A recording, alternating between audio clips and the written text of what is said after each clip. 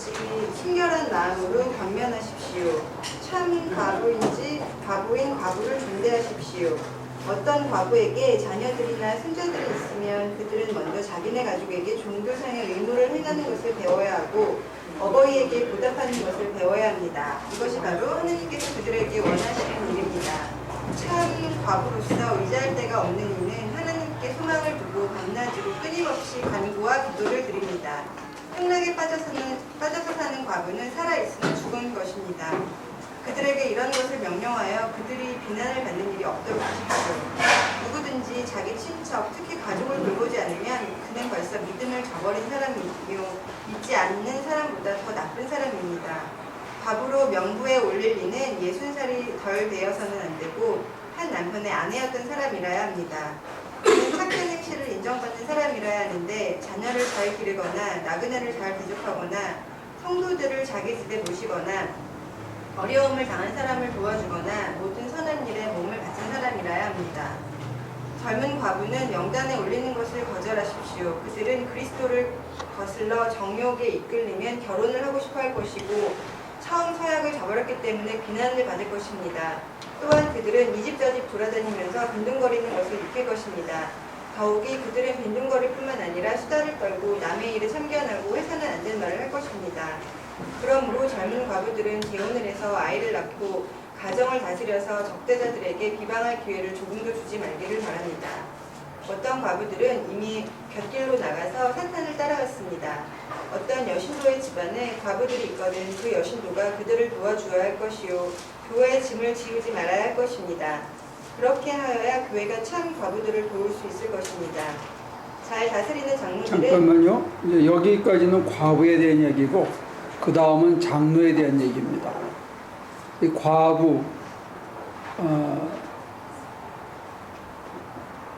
그 초대교회에서는 이 과부들의 역할이 굉장히 중요했다고 그럽니다.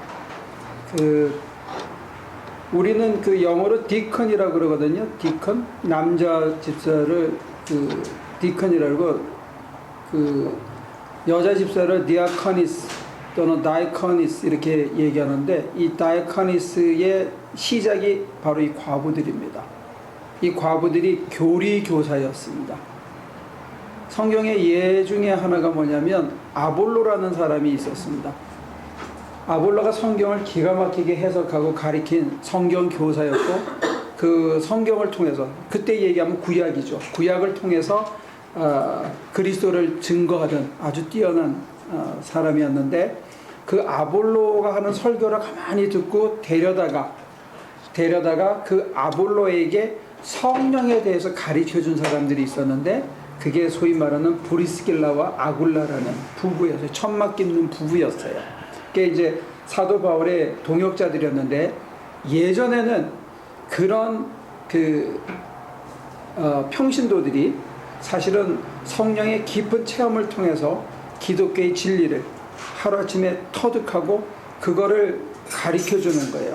그러니까 아볼로 같은 경우는 말은 기가 막히게 알고 그 의미를 이리 깨고 저리 깨서 이게 무슨 뜻인지는 설명하는데, 가만히 들어보면 뭐가 하나 빠져 있어.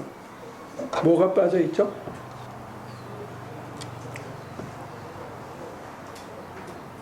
여러분들이 어떻게 설명을 해야 이해할까? 예를 들어서 우리 미스터 이필태 씨가 키스하게 대가라고 이론으로 만약에 최고라고 생각해봐, 그지? 그래서 막 강의를 해. 다 설명을 했어.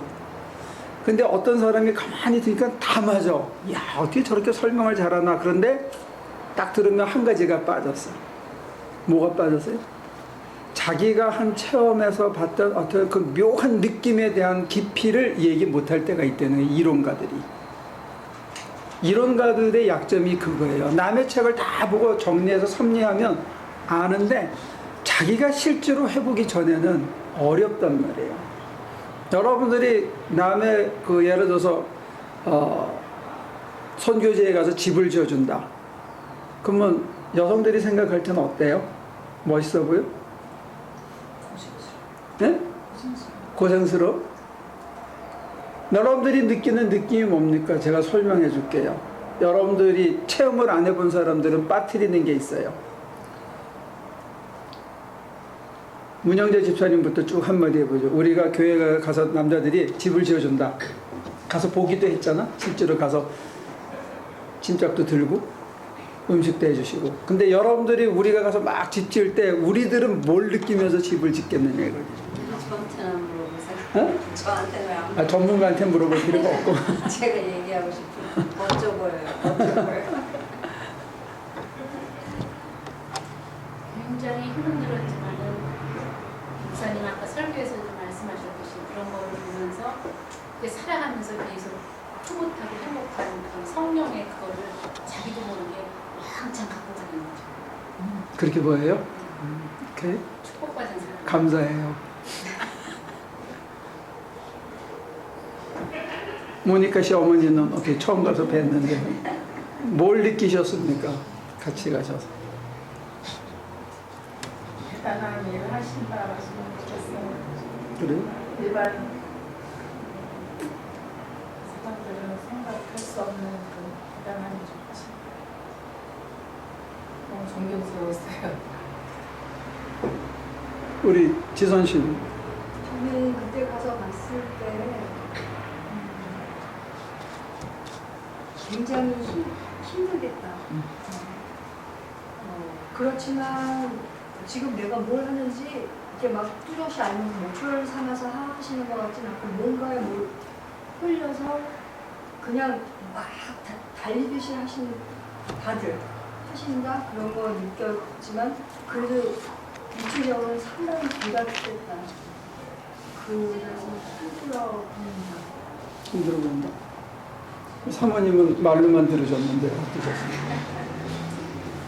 진짜 엄청 힘드실 것 같아요. 말로만 들어도 굉장히 힘드실 것 같은데 그럼에도 불구하고 그 사역을 계속 하시는 데는 그 힘든 거를 상쇄할 만큼의 용과 보람이 있으시니까 그렇지 가시는 게 아닐까. 보람이 있어서 예, 예. 미친놈들 이런 생각은 안 들고요. 하나님한테 미쳐야죠. 하나님한테 미쳐야죠. 그렇지 않고서는 사실은 온전한 정말 보통 세상 사람들이 얘기하는 정상적인 사고를 가지고는 사실 자신의 생업을 접어놓고 가서 그렇게까지 헌신하고 뭔가를 헌신을 넘어서도 정말 굉장한 희생이고 저런데 그런 일을 극복으로 할 수 있는 거는 예, 세상 사람들의 정도에 할 수 없는 뭔가에 이렇게 정말 꽂혀 있는 그런 것이 있어야지만 가능한 일이 아닐까 생각합니다. 남자들은 지금 쫄리지. 여자들이 이렇게 좋게 봐주니까. 필립의 엄마는 뭘 보셨어요? 남자들 보면서요? 응. 또 내가 해야 되는 건데. 집에서 그렇게 좀 하지. 굉장히 힘드시겠구나 그런 생각에 멋있어 보였어요. 태호 멋있어 보였대잖아. 네가 제일 꼭대기에 있었거든. 태호 멋있었어. 태호 멋있었어. 우리 은설이 엄마는 뭘 보셨어요? 듣고 또 남편을 기다리고. 별로 안 좋은 생각을 하고 있기 때문에 패스를 무슨 생각을 하고 있었어요? 가서 쌈질은 안 하나 그러고 있었어. 그 생각하니까 제가 안 가봤기 때문에 그냥 저희 좋게 생각하는 거 제가 경험이 없이 생각하는 거죠. 왜 굳이 그냥 그렇게 힘들게 그렇게 많은 짐을 싣고 뭐가 있을까 도대체 이 사람들 끄는 힘들이 뭐가 있을까 그런 생각을 해서 왜 굳이 거기까지 가야 되나 뭐 이런 생각도 했어요. 남자들이 대답을 좀 해주시죠. 예?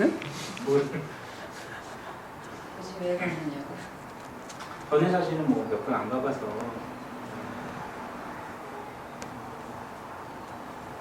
말씀드리기가 좀 그런데 저는 좀 답답했던 부분이 그러니까 목사님이나 장로님 다 전입천이 같은 경우에는 이 과정을 알고 전체적인 그림을 보는데 저는 그렇지 못하니까 좀 답답하게 느껴지는 부분이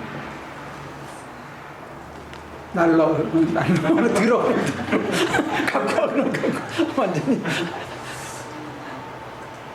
하나님께서 머리를 전혀 못 쓰게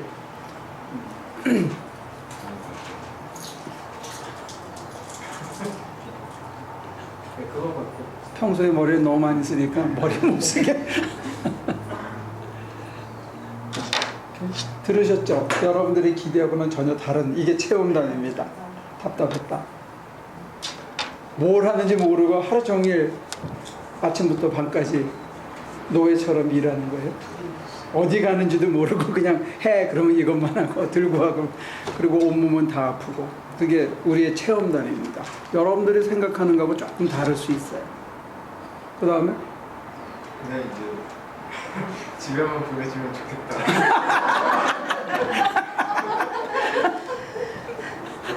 생명의 위협을 느끼셨어요? 일을 안 하면 거의 안 보내줄 것 같아요.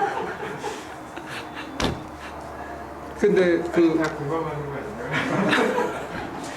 하루 더 자원한 이유는 뭡니까? 기범이네. 글쎄 이제 그거는 잘 근데 딱 그 가시는 분들 이렇게 보니까 내가 가면 좀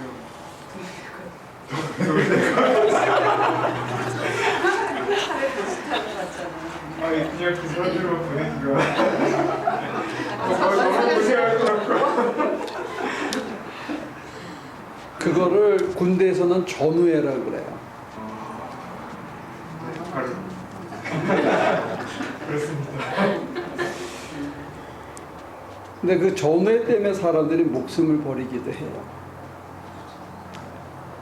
그게 사실은 뭐 그렇게 가치 있는 게 아닐 수 있는데 사람들은 자기가 가장 아끼는 것도 그것 때문에 포기하더라고요. 참 독특한 거죠. 태호 씨는 뭘 느끼셨습니까? 집에 갔습니다. 시작하면 이제 빨리 해야 되는데 일단 그 생각이 있어요. 필립 아버지가 좀 오해를 하시지만 장모님하고 목사님 외에는 저도 뭔 일을 하는지 잘 모를 때가 많거든요. 그래서 그냥 시키는 일을 그냥 하게 되는 경우가 대부분인데 하여튼 빨리 해야지. 조금이라도 하여튼 빨리 해서 빨리 집에 가야지라는 생각이 들어요. 불안한 생각은 안 드는 것 같아요. 한참 하다가 목사님은 안 쉬나? 언제 쉬나? 저는 무슨 생각을 할 것 같아요.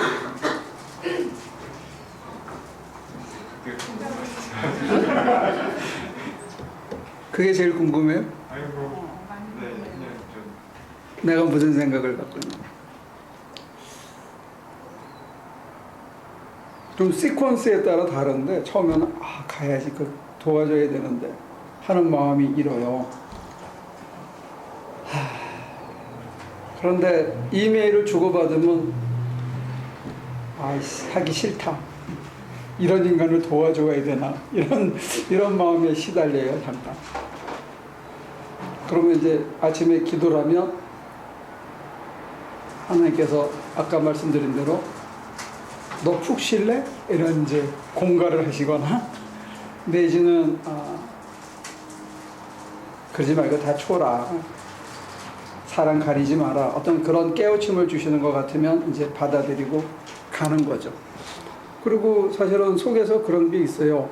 식구들한테 미안하고 상업을 포기하고 가야 되는데 오죽하면 우리 목요일날 떠나는데 금요일 아침에 새벽 4시에 또 그것도 안 돼가지고 금요일 밤 12시에 출발하는 사람들을 보면서 정말 딱하고 미안하고 그런 것도 있죠. 근데 이제 일단 도착을 하면 아무 생각 없이 그냥 죽기를 하는 거죠. 끝까지. 이 사람들한테 하나라도 더 해주고 가자 하는 마음밖에 없죠. 그러니까 이 사람들이 할 수 있는 거는 손을 안 대더라도 이 사람들 능력이나 장비나 우리가 일하는 건 사실 장비거든요. 손으로 때리는 것보다 한 5배 이상 할 수 있어요. 그러니까 그런 의미에서 하나라도 더 해주고 가고 싶은 마음으로 하죠. 그리고 이제 올라오면 또 올라올 때 그러죠. 아, 이러고 가면 어떻게 다 해주고 가야지. 이러면 이제 그때는 이렇게 쥐어짜면 예수님의 피가 나와야 되는데 승질이 나오려고 그러더라고. 그래요. 이게 사람인 것 같아요. 그게 없어질 때까지 끊임없이 연단시키시는 게 아닌가 생각을 해요. 그러니까 여러분들이 착각하지 마시고 저는 천사가 아니에요. 천사도 아니고 뭐 거룩하게 다 도와줘 이런 게 아니고 수시로 갈등하고 수시로 그 사람들이 쥐어짜고 찌를 때마다 열받기 직전까지 가는데 그래도 또 달래주시고 또 다른 걸 보게 하시니까 이제 가는 거죠. 이게 체험이에요. 그러니까 그 체험 속에서 여러분들이 하나님을 만나시고 하나님과 대화하고 하나님께 여쭤보고 하나님이 뭘 원하시는지를 들으면서 그 관계가 더 밀접해지는 그런 것 같아요. 그러니까 그런 조금 일상에서 조금 더 심화된 경험을 할수록 하나님과의 그 대화나 하나님과의 어떤 교제나 또 하나님의 마음과 뜻을 알아가는 그런 체험이 있다는 거. 그런 면에서 이제 권면하는 거죠.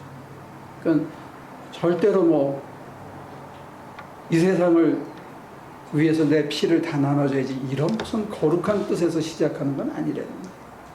그리고 사실은 저는 우리 교인들이 그런 냉철한 이 머리는 좀 계속 살아 있었으면 좋겠어요. 그래야 내가 누군지를 살필 수 있을 것 같아요. 자기 도취에 빠지지 않게.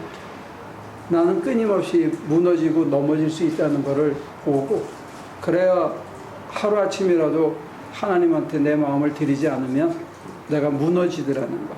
그거를 아시는 게 참 좋지 않나 생각을 해요. 그걸 모르면 이제 금세 자기 영광을 구하게 되더라고요. 칭찬이 없으면 일하기가 싫어져. 그리고 내가 한 거에 대해서 남들이 인정해 주기를 바라게 돼요.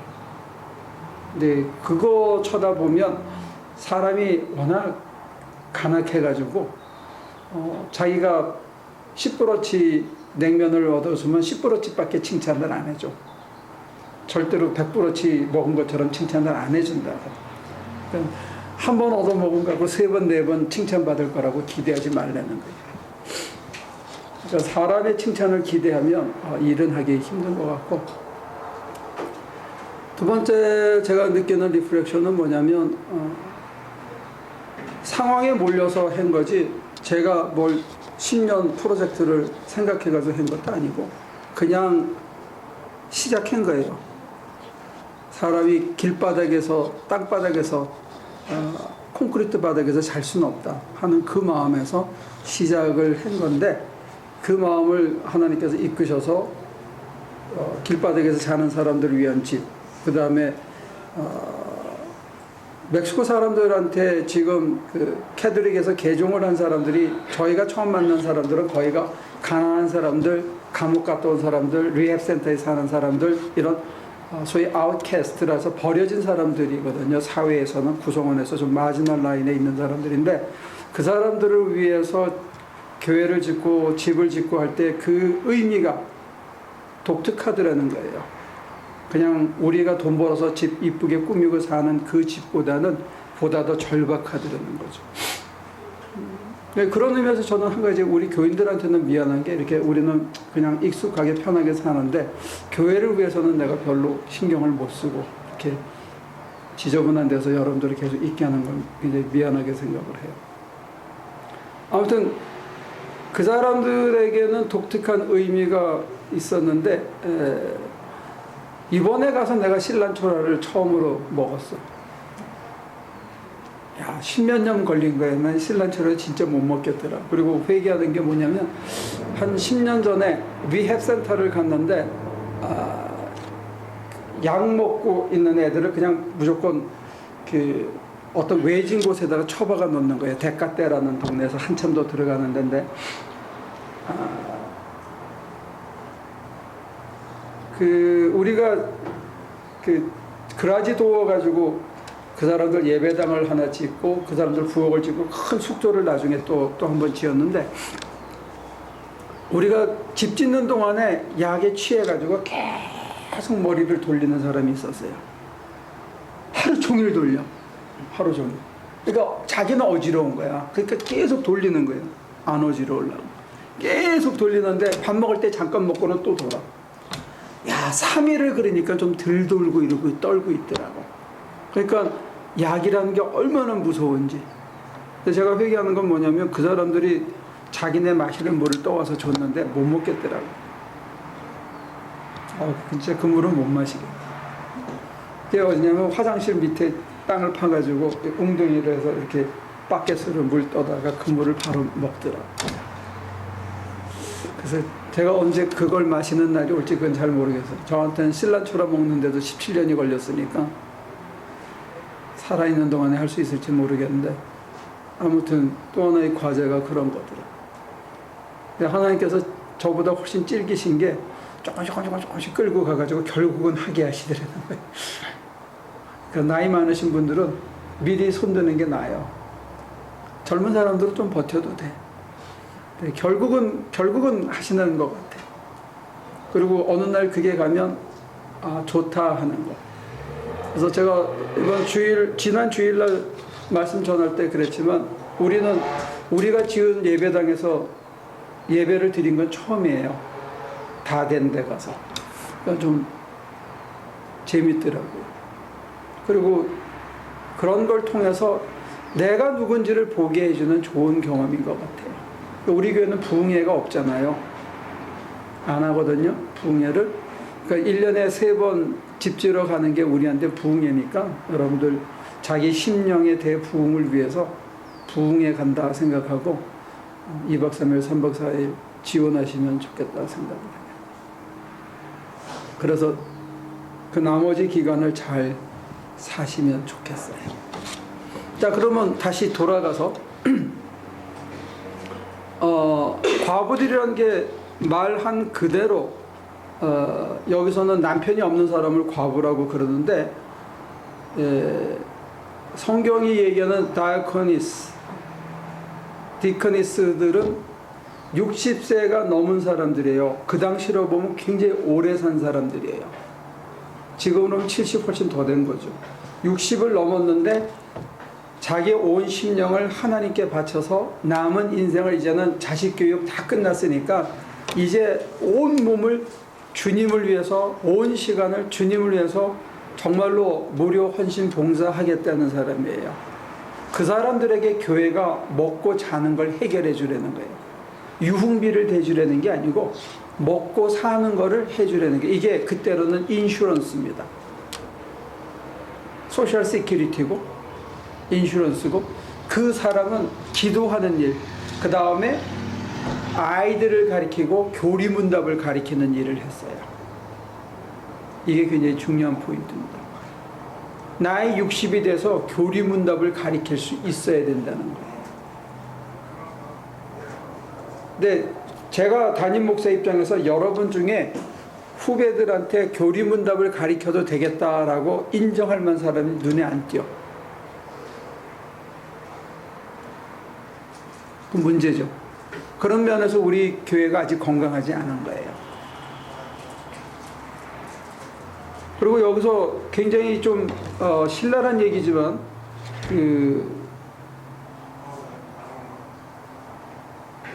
14절, 13절, 14절 한번 읽어볼까요?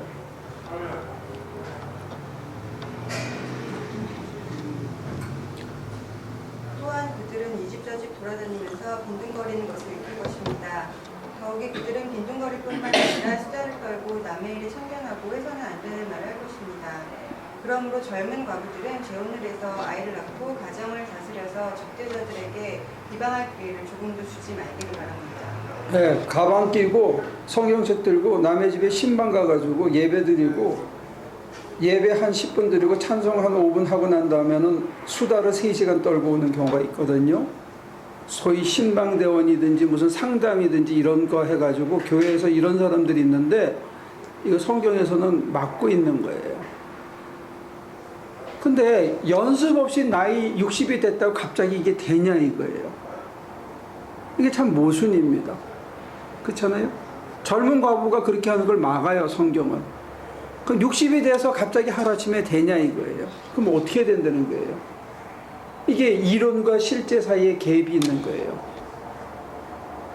여러분들이 생각하는 선교에 참여하는 사람들의 심령을 보면 내가 누군지를 알 수가 있는 것처럼 우리가 준비는 해야 되는데 실제로 젊어서 뭘 모르기 때문에 남의 집에 가서 예배 드리고 찬송 드리고 그 사람의 아픔을 들어주다가 보면 야 어디서 세일한대 하다가 애들 교육 얘기 누구 딴 사람 얄미운 사람 얘기하기 시작하다 보면 이게 아주 엉뚱한 데로 가는 거예요. 어떻게 우리가 이 혀를 다스릴 수 있냐 이거지. 이것도 하나의 과제예요. 그러니까 여러분들이 나 하나 신앙생활을 하는 것도 과제지만 나이 60이 됐을 때 신실한 과부가 되거나 아니면 장로가 되거나 둘 중에 하나가 돼야 되는 거예요. 안 그러면 교회의 짐이 돼요. 근데 이게 훈련과 연습 없이는 안 되거든요. 어떻게 할 거예요?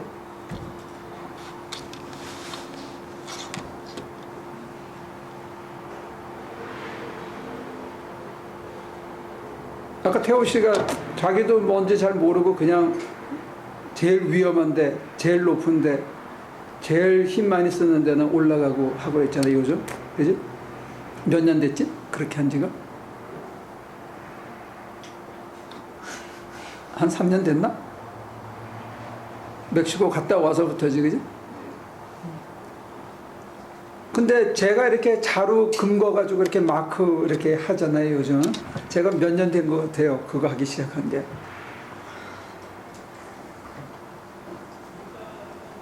나 얼마 안 됐어요. 한 번은 내가 저기 생킨팅이라는 데를 내려갔어.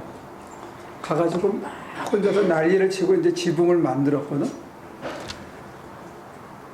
그랬더니 그 다음날 수진이하고 우리 장로님하고 새벽 3시 반인가 떠나가지고 아침 한 8시 반, 9시쯤 돼서 도착했더라고. 왜 왔겠어? 응? 아니, 뭐 구경하러 왔겠냐고. 못 믿어서 왔지. 집이 무너졌을까 봐 온 거라고. 그러니까 저도 이거 그리기 시작한 게 얼마 안 됐어. 그럼 내가 먼저 내려가가지고 1층 하고 다음 팀이 오고 한 거는 몇 번 안 된다니까. 그전에는 장로님이 다 한 거예요. 내가 10년을 시다발이 한 거야. 10년. 그냥 높은 데는 다 올라가가지고 쏘고 그러다가 이게 거기까지 간 거라니까. 아직도 나는 지붕하는 건 자신이 없어. 지붕이 여기서 이쪽으로 이쪽으로 만나는 거 그건 나 할 줄 모른다. 그리고 어떻게 보강해야 되는지는 잘 몰라요. 평소에도 안 해봤고 가서도 안 해봐서. 근데 맡겨진 일을 그냥 하다가 보니까 어느 날 눈썰미가 생기고 어느 날 아 하고 한마디 하는 게 깨우쳐지고 하면서 쌓이는 거예요. 중요한 거는 내가 빠지지 않고 따라다녔다는 거예요. 그러면서 는 거예요. 지금은 한참 설명을 해야 돼. 이게 왜 그런지를. 근데 계속 하다가 보면 이렇게 하는 거야 하는 순간에 이해가 싹 들어오는 거예요. 설명이 필요가 없어. 봐왔기 때문에. 신앙생활도 그런 요소가 있어요. 이슬비에 젖는다는 것처럼 여러분들이 여러분들에게 맡겨진 일, 어떤 때는 밥하는 일이 그게 뭐가 그렇게 중요해? 하지만 오늘 같은 날 밥 없어 봐. 늦게 와서 못 먹는 사람이 있으면 승질 난다고. 2번 먹고 싶은데 갔더니 반찬이 하나도 없어. 그러면 아니 또 뭐 덜 먹은 것 같고 아쉽거든. 근데 그거를 쫙 해서 해주는 거 이거 쉬운 거 아니에요. 끝까지 마무리해서 보내는 거. 그리고 여러분들이 집에 갈 때 누가 가가지고 다시 한번 다정하게 페어웨어를 해서 잘 가게 해주는 이런 작은 것들, 그거 굉장히 소중한 일들이에요. 여러분들 각자에게 맡겨진 작은 일들이 있는데 그거를 하면서 어느 날 이게 보여. 자연스럽게. 근데 지금은 자기 신앙생활하는 것 같지만 여러분들이 동시에 지도자의 자리에 올라서야 된다는 거 잊지 않으시면 좋겠어요. 근데 지도자의 자리에 올라서는 순간에 여러분들 안에 내공이 쌓이는 거야. 그래서 아볼로를 불러다가 성령에 대해서 가르쳐 줄 수 있을 만큼 내공이 쌓여요. 그래서 제가 여러분들한테 지금은 이 성경의 근거에서 보따리 들고 신방 다니는 거 저는 우리 교회에서는 막아요. 하지 못하게 한다고. 괜히 가가지고 은혜는 하나 끼치고 9은 장사하다가 끝나고 수다 떨다가 끝나기 때문에 말리는데 그건 뭐냐면 잘 따라다니면서 보려는 거예요. 지금은 배우려는 거예요. 그리고 내공이 쌓이면 어느 날 자연스럽게 하게 되는 날이 온다고. 이제 필립이 아빠가 저기 누구야? 태호 자리에 올라가가지고 계속 쏘는 날이 웃지? 어휴 미스터베는 금방 하잖아 지금. 어? 이번에 석가래 누가 다 만들었어? 미스터베가 다 만들었다니까. 저기서 웃잖아요. 어? 저기서 웃잖아요. 지금 누가? 그거 무너지는 거 아닌가 이러고. 아니 저기는 시다이 시다라서 그냥 나무만 날랐어. 자르는 거. 저기서 잘라주면 내가 패. 아 근데 월반하려고 그냥 가서 잘라보고 그러더라고. 다 해봤어 저 사람은 이번에 총도 쏘고. 내가 이렇게 잡고 있으니까 한 3년 따라다니니까 다들 머리가 있어서 하더라고. 지금 뭐 이거 너무 빨리 얘기하면 또 그만둘라. 팀을 나눠서 한 달에 한 팀씩 보내가지고 내가 그런 생각하고 있어. 그럼 나는 1년에 2번만 가도 되잖아, 그지? 그 조장이 6명이 나와야 된단 말이에요. 그러면 한 달에 한 번씩 가까운 데 보내도 한 팀이 가고 그 다음에 자기 우리는 1년에 2번만 가면 되는 거야. 그 정도 실력이 되려면 미스터 배가 빨리 커야지 태워. 그럼 조만간에 우리 4팀까지는 나눌 수 있다고. 그런 거예요. 여러분들 여기서 핵심의 주제는 이런 거예요. 과부 이러면 우리가 불쌍하게 볼 수 있는데 하나님 앞에는 큰 자원이라는 거. 근데 과부가 그냥 생 과부만 돼서 되는 게 아니고 그 속에 뭘 담고 있어야 돼 여기. 하나님의 불을 이 안에 담고 있어야 돼. 그래서 아볼로를 가리킬 수 있는 실력이 있어야 돼. 나이만 먹어서 되는 게 아니고. 여러분 안에 불이 담겨 있어야 돼. 쥐어짜면 정말로 주님의 피가 나와야 돼. 그래야 다른 사람한테 임팩을 줄 수가 있어요. 자, 17절로 넘어갈까요? 잘 다스리는 장로들은 두 배로 존경을 받아야 합니다. 특히 말씀을 전파하는 일과 가르치는 일에 수고하는 장로들은 더욱 그러하여야 합니다. 성경에 이르기를 사장 마당에서 나다를 밟아 떠낸 소의 일에 마음을 씌우지 말라 하였고 일꾼이 자기 삭을 받는 것은 마땅하다 하였습니다. 장로에 대한 고발은 두 사람이나 세 사람의 증인이 없이는 받아들이지 마십시오. 죄를 짓는 사람은 사람을 모든 사람 앞에서 꾸짖어서 나머지 사람들도 두려워하게 하십시오. 하는 이가 그리스도 예수와 택하심을 받은 천사들 앞에서 내가 엄숙히 명령합니다. 그대는 편견 없이 이것을 지키고 어떤 일이든지 공평하게 처리하십시오. 아무에게나 경솔하게 안수하지 마십시오. 남의 죄에 끼어들지 말고 자기를 깨끗이 지키십시오. 이제부터는 물만 마시지 말고 위장과 잦은 병을 생각해서 포도주를 조금씩 쓰십시오. 다 좋아하고 있어. 어떤 사람들의 죄는 명백해서 재판을 받기 전에 먼저 드러나고 어떤 사람들의 죄는 나중에야 드러납니다. 이와 마찬가지로 착한 행실로 드러나기 마련이고 드러나지 않은 것도 언제까지나 감추어져 있지는 못합니다. 아마 바울 선생님이 한국에서 지금 태어나셔서 글을 쓰셨다면 폭탄주도 가끔 하십시오 이렇게 썼을지도 몰라, 그지? 근데 자우지간 소주나 맥주가 아니라는 걸 기억하시고 건강을 위해서 디모데가 아마 소화불량으로 굉장히 힘들어했다는 전설이 있어요. 아마 스트레스가 많았겠죠. 젊은 사람이 목회하려고 그러니까 사람을 대한다는 게 이게 중심을 잡고 하나님만 바라보고 가야 되는데 자꾸 사람이 보이거든요. 하나님이 하신다고 믿어야 되는데 눈앞에 얼른거리는 현실이 많기 때문에 자꾸 누구가 왜 안 왔을까, 누가 뭐라 그러나 이거에 자꾸 마음이 팔릴 수가 있어요. 누가 한마디 하면 거기에 자꾸 신경이 쓰이는 거예요. 하나님이 어떻게 하실 건가가 이게 자꾸 두 번째가 되면 스트레스가 쌓이는 거죠. 그런데 여기 보면 장로가 되려면 뭘 잘해야 된다고요? 제1 덕목이 뭐예요? 요즘은 뭐 교회마다 그런 게 있대요. 수석장로, 수석장로, 또 뭐 재정부장 장로, 이런 사람들이 힘이 있는 것처럼 얘기하고 돈을 일단 좀 내고 말빨 있고 허우대가 좋아야 된다 이렇게 생각하는데, 장로가 되려면 제1 덕목이 뭐라고요? 응? 17절에 장로의 덕목 제1이 말씀을 전하고 말씀을 가르칠 줄 알아야 된다.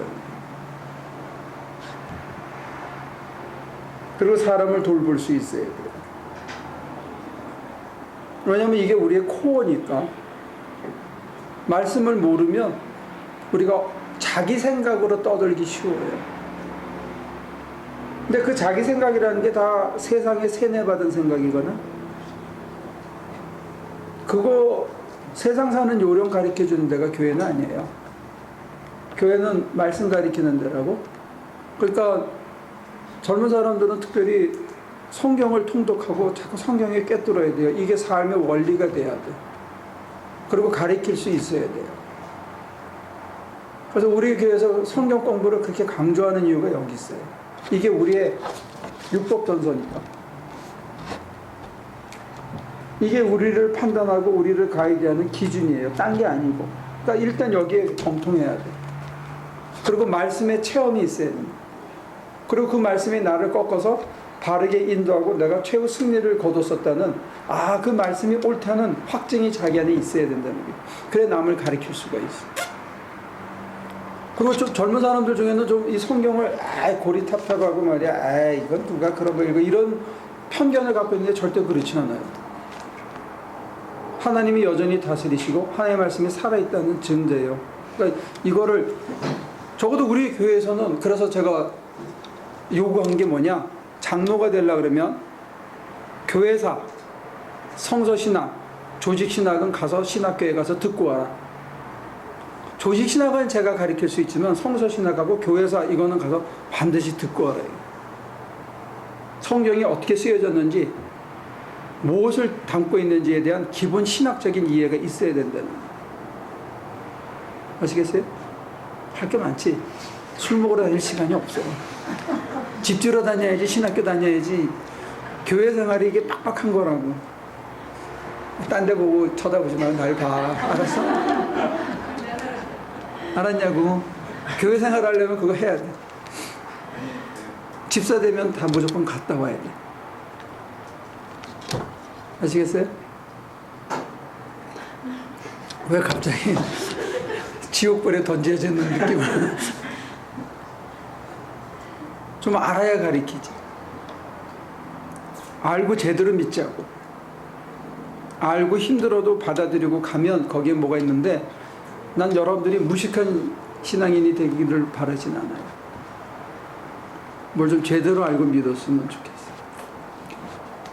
나는 마리아 출애기 아니니까 애진하게 마르다라 써주세요.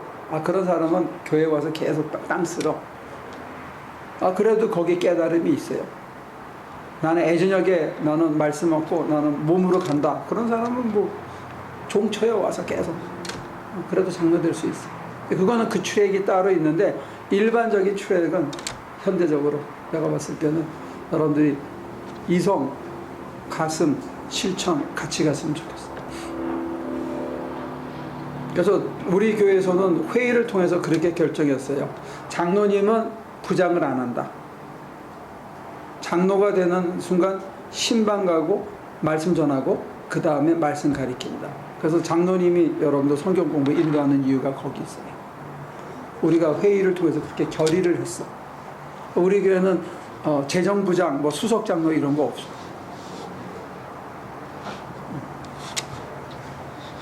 바쁘지? 응?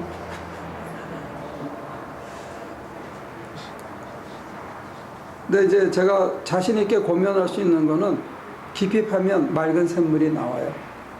아는 만큼 뭐가 보이고 보이는 만큼 거기에 깊은 의미가 있어. 그게 내 생활을 더, 내 삶을 더 풍성케 한다 하는 나는 그런 확신이 있어서 여러분들에게 권면하는 거예요. 자, 끝으로 갑시다. 23절, 24절, 25절 다시 한번 읽고. 이제부터는 물만 마시지 말고 위장과 잦은 병을 생각해서 포도주를 조금씩 쓰십시오. 어떤 사람들의 죄는 명백해서 재판을 받기 전에 먼저 드러나고 어떤 사람들의 죄는 나중에야 드러납니다.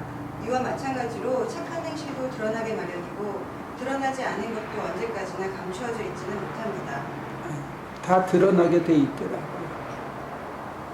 그러니까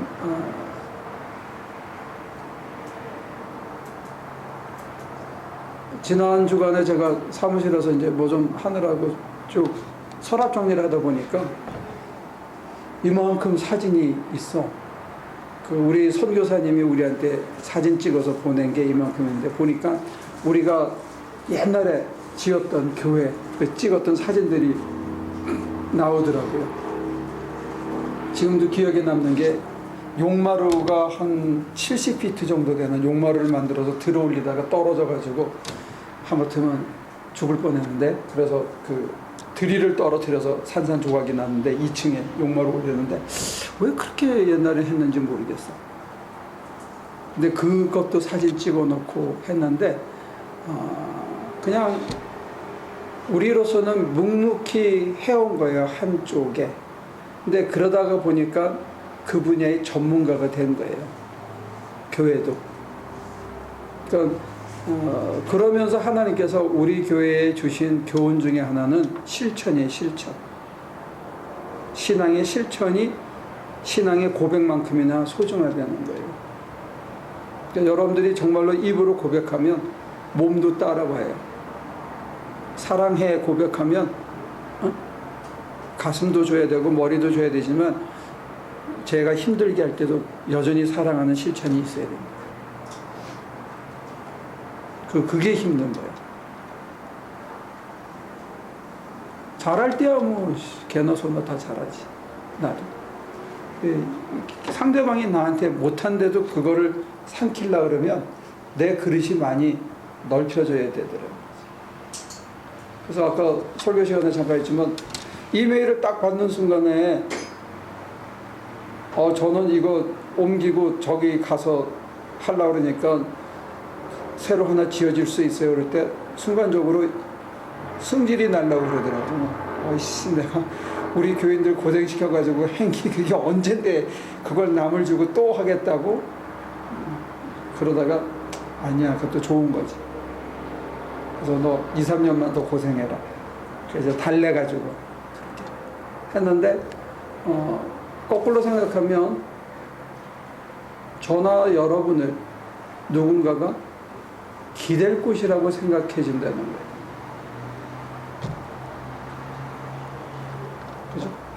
여러분들이 힘들 때 누구한테 기댈 때가 있으면 괜찮잖아요.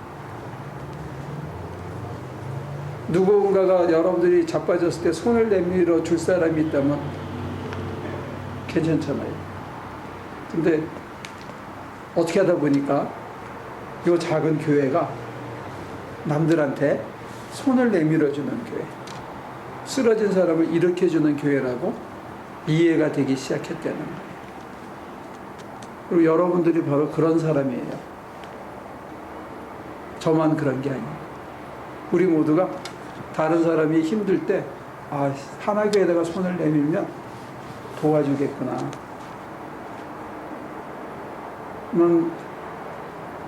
여러분들이 자기 친구들이나 주변 사람들한테 그런 사람이 됐으면 좋겠어요.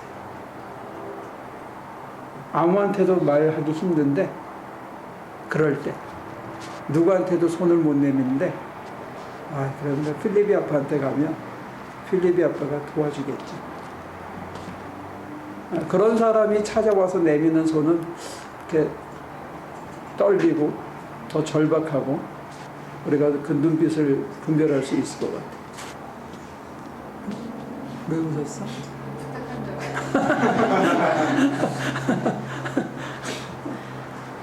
그게 사실 부담스럽기도 하지만 내가 남들이 저와 여러분들을 그렇게 인정해 주는 거, 그것도 굉장히 소중한 일인 것 같아요. 질문 있으면 하시죠.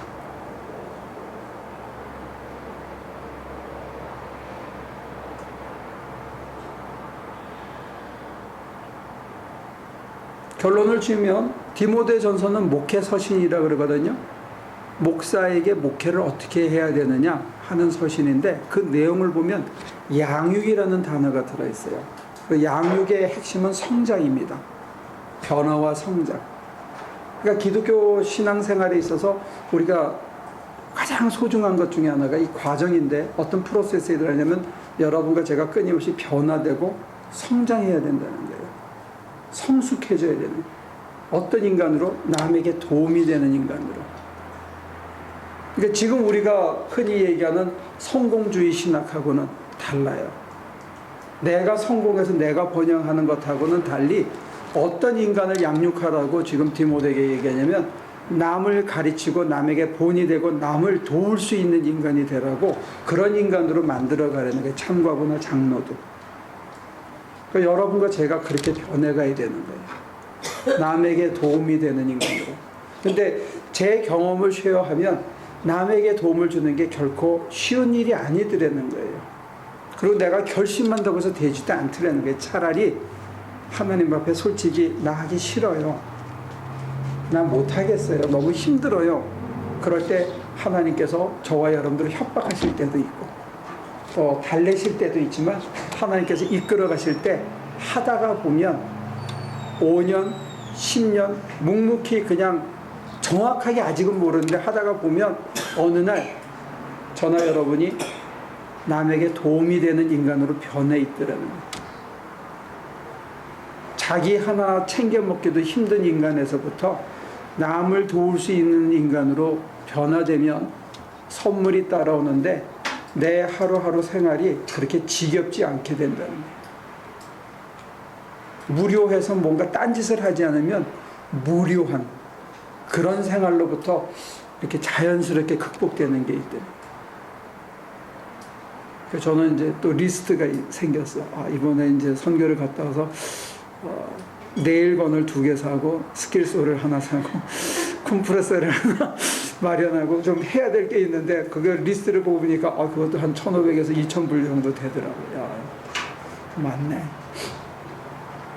다음번을 위해서 또 뭔가 해야 할 일을 꿈꾸기 시작하거든요. 여러분들이 그런 꿈이 많아졌으면 좋겠어요. 오케이? 한 주간 멋있게 사시고요. 남에게 도움과 소망을 주는 그런 삶들이 되셨으면 좋겠습니다. 그래야 하루가 지루하지 않아요. 하나님, 우리 식구들에게 다시 한번 용기를 주시고 할 수 있게 만들어 주시고 이끌어 주셔서 오늘 하루 열심히 살고 잘 살았다고 고백하며 다른 사람에게 말 한마디, 손길 하나, 나누는 물질 하나, 차 한 잔, 그 모든 게 그들 가슴 속에 생명을 불어일으키고 살고 싶은 의욕을 불어일으키고 잘 살고 있다는 위로를 줄 수 있는 하루하루의 삶이 되도록 우리를 사용하여 주옵소서. 지금은 다 미천하고 지금은 다 부족하십니다. 그런데 우리는 앞을 모르고 따라가지만 언젠가 5년이 지나고 10년이 지나면 하나님, 여기에 있는 우리들이 훌륭한 장로도 나오고 또 훌륭한 목사도 나오고 또 훌륭히 섬기는 참과부도 나와서 사람들에게 소망과 희망을 주고 사람들에게 용기와 생명을 주고 기쁨과 평강을 나누는 하나님의 위대한 종들로 변화시켜 주시옵소서. 그 꿈을 꾸면서 오늘 하루를 삽니다. 하나님, 이 꿈이 이루어지는 날 홀로 영광 받아 주시옵소서. 예수님의 이름으로 기도합니다.